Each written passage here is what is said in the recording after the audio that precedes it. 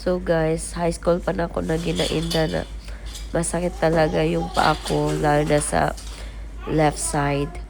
So ngayon, halos di ako makatulog sa sobrang sakit.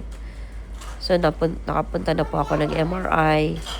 Then I decided na pumunta sa derma ko. Ayun, sabi ko check ko yung mga varicose vein ko until she decided na inject ka na lang.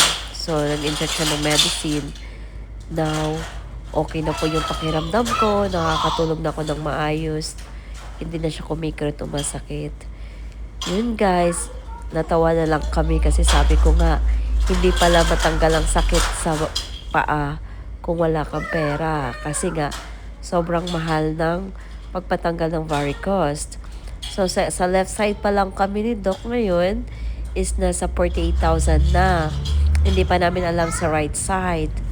So, sa may mga varicose dyan, na lalo na iniinda nyo yung sakit, mag-ipon-ipon na muna tayo ng mga pera kasi nga mahal talaga guys. But, worth it naman kasi nakakatulog ka ng maayos at nakakalakad din ng maayos.